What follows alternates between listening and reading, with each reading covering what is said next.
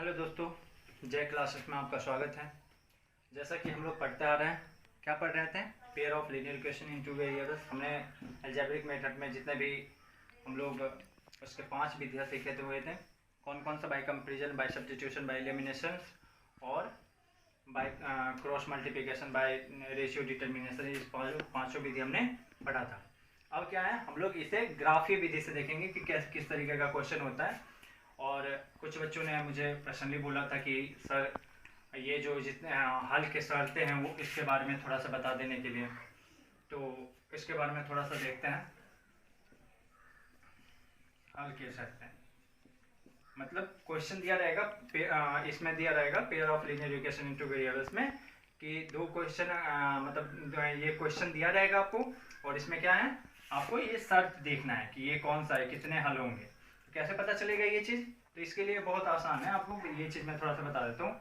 ए बट्टा डी, ठीक है, बराबर बी बट्टा ई बराबर सी बट्टा एफ। अगर तीनों इक्वल है, अगर तीनों का मान क्या आ रहा है, कटने के बाद भी क्या आ रहा है, सेम आ रहा है, ठीक है, तो इसके कितने हल होंगे? इसके अनगिनत हल होंगे। कितने होंगे?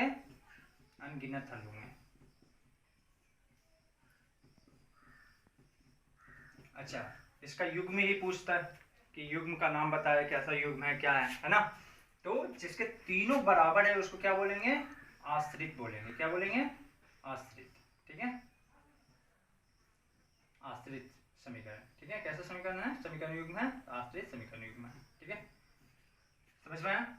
अब देखो, अब हमको क्या है, अब दूसरा क्या चीज पढ़ना है, तो दूसरा हम देखेंगे ए बट्टा डी और बराबर नहीं हो बी बट्टा ई के। यहीं पे अगर ये दोनों अगर बराबर नहीं हो जाए तो इसको क्या बोलेंगे? इसके कितने हल होंगे? एक और केवल एक हल होंगे। एक और केवल एक हल होंगे, ठीक है। इस तरीके से इसका दूसरा नाम, इसको ऐसा ही बोल देता है कि अद्वितीय हल बताए। अद्वितीय हल बताए, तो अद्वितीय हल मतलब अद्वितीय, जिसका दूसरा हल है ही नहीं, इसी को अद्वितीय हल बोलते हैं, ठीक है। एक और केवल एक हल को ही अद्वितीय हल बोलते हैं। तीसरा क्या है? तीसरा हमारा है क्या कि ए बट्टा डी ये भी बराबर होगा, बी बट्टा ई ये भी बराबर होगा, लेकिन सी बट्टा एफ ये हमारा इक्वल नहीं होगा, ठीक है। इस तरीके से अगर रहेगा तो हम क्या करेंगे, जितने भी होंगे, अब इसको हम क्या बोलेंगे, इसके कितने हल होंगे, तो इसके कोई हल नहीं होंगे। जब लास्ट वाला बराबर नहीं होगा तो इसके क्या होगा? कोई हल नहीं होंगे। अच्छा, युग्म के बारे में पढ़ रहे थे, तो इसको इसके देखो, इसमें क्या है, ये संगत है, यानी ये क्या हो गया? अविरोधी। इसका युग्म का नाम क्या होगा? अविरोधी, अविरोधी युग्म होगा, ठीक है।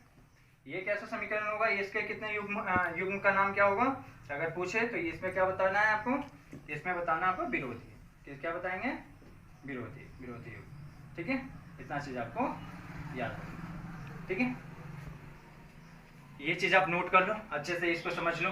मैं एक एग्जांपल देके भी समझा देता हूँ कि कैसे क्या होगा, तो हमारा समीकरण क्या होगा? बराबर होगा, ठीक है। अब देखो यहाँ पे मान लो अगर एक क्वेश्चन है, मान लो अगर क्वेश्चन में आपको इस तरीके से दिया रहा है, क्या दिया रहा है, इसको आप अच्छे से समझ लेना। जिसका तीनों बराबर होगा अनगिनत हल होंगे, जिसका ए बट्टा डी बराबर नहीं होगा बी बट्टा ई, इसके एक और केवल एक, इसी को हम अद्वितीय हल होते हैं, इसका नाम क्या होगा? अविरोधी। पहले वाले का युग्म का नाम हो गया आश्रित। अब क्या होगा?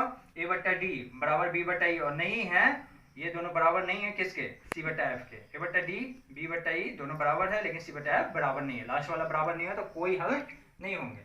इसके युग्म का नाम क्या होगा? विरोधी युग्म, ठीक है। इस तरीके से रहे।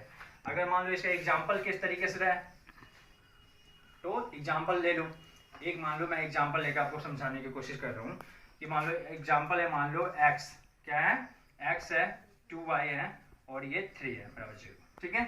और यहाँ क्या है, यहाँ है आपको 3x, ठीक है, 6y और 9 बराबर 0, ठीक है। और इसमें पूछे आपके कि बताइए ये इसके कितने हल है ना, और युग्म के नाम भी बताना है, कितने हल हैं, कितने हल है ना, और युग्म के नाम बताना है, युग्म का नाम, ठीक है। जब इस तरीके से रहेगा तो कैसे हमको पहचानना है? सिंपल है, इसका मान हम जानते हैं, इसका कुछ नहीं है तो 1 है, 1/3 हम लिख सकते हैं इजी। सबको पहले बराबर करने की है या नहीं है उससे नहीं मतलब, पहले बराबर करने की कोशिश करो। 2 है यहाँ पे देख रहे हैं, उसके बट्टा में कितना है 6 है, ठीक है। इसके बाद क्या है 3 है, बट्टा में 9 है, a बट्टा d b बट्टा e बराबर c बाई f। अब देखो यहाँ पे ये तो कटने वाला है नहीं, ये कट जाएगा तो बन जाएगा 2 का 2 2 6, 3 का 3 3 9। अब यहाँ पे हमको पता चल रहा है क्या आ रहा है 1/3 आ रहा है, यहाँ पे क्या आ रहा है 1/3 और यहाँ पे भी क्या आ रहा है 1/3। ये तीनों का तीनों क्या आ रहा है बराबर आ रहा है। जैसे ही ये तीनों बराबर आएगा तो हम क्या बोल देंगे इसको, इसके अनगिनत हल होंगे, है ना। और मान लो यहीं पे, अगर मान लो यहीं पे क्या हो, यहीं पे अगर ये बराबर नहीं आए, मान लो यहाँ पे हो जाए आपको, यहाँ पे मान लो यहाँ पे मैं दे दिया 4, है ना, क्या दे दिया 4, ये तो तीनों बराबर आ गया तो इसका अनगिनत हल होंगे। जैसे ही तीनों बराबर होगा अनगिनत युग्म का नाम क्या होगा आश्रित समीकरण, आश्रित युग्म, है ना, ठीक है, आश्रित युग्म, है ना, ठीक है। अब इसके बारे में अगर यहाँ पे क्या कर दे, यहाँ पे थोड़ा सा मैं मान चेंज कर देता हूँ तो क्या होगा, तो यहाँ पे क्या हो जाएगा 1/3 बराबर क्या हो जाएगा 4/6। अब यहाँ पे देखो यहीं पे हमको देखने में ही लग रहा है कि अगर इसको हम अगर डिवाइड करते हैं तो 4 2 2 4 और 2 3 6, है ना, तो 1/3 इज नॉट इक्वल टू 2/3, है ना। ये दोनों क्या है बराबर नहीं है, तो जैसे ये दोनों बराबर नहीं है इसका नाम क्या हो जाएगा, इसके कितने हल होंगे, इस समीकरण के कितने हल होंगे, इस समीकरण के एक और केवल एक हल होंगे। मैंने बताया था पहले कि जिसका शुरू में ही बराबर नहीं हो वो क्या हो जाए, इसके एक और केवल एक हल होंगे, ठीक है। ये क्या हो जाएगा एक और केवल एक हल होंगे, अच्छा केवल एक हल होंगे, समझ में आया।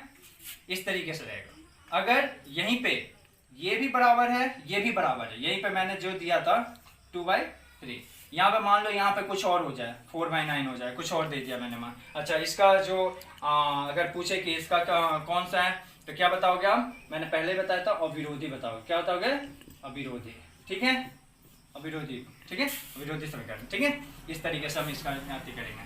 अब इसके बारे में देखो, अगर मैं यहाँ पे थोड़ा सा नाम चेंज इसका मान चेंज कर दिया, कहाँ यहाँ पे कितना था क्या था यहाँ पे 3x था, है ना, 6y था, यहाँ पे मैंने कुछ और दे दिया, मान लो यहाँ पे कुछ और दे देता हूँ मैं 8 दे देता हूँ, है ना।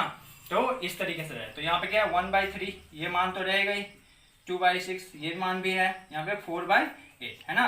अब यहाँ पे देखो ये इसका मान कैसे आएगा, तो ये तो कटने वाला है नहीं, तो 1/3 का 1/3, 2 का 2 3 6 ये भी बराबर है, लेकिन यहाँ पे अगर इसको हम करते हैं 4 का 4 दूनी 8, लेकिन ये तो बराबर नहीं है, ये बराबर है नहीं है, तो जिसका लास्ट वाला बराबर नहीं हो कोई हल नहीं होगा, कोई हल नहीं होंगे, है ना, कोई हल नहीं होंगे, ठीक है। इस तरीके से रहेगा, कोई दिक्कत। अब इसका क्या होगा, इसको हम बोलेंगे विरोधी युग्म, क्या बोलेंगे विरोधी युग्म, ठीक है। मुझे लगता है आपको अच्छे से समझ में आया होगा, ठीक है। तो ये होगा हल के शर्तें, ठीक है, यानी इसके क्या शर्तें हैं।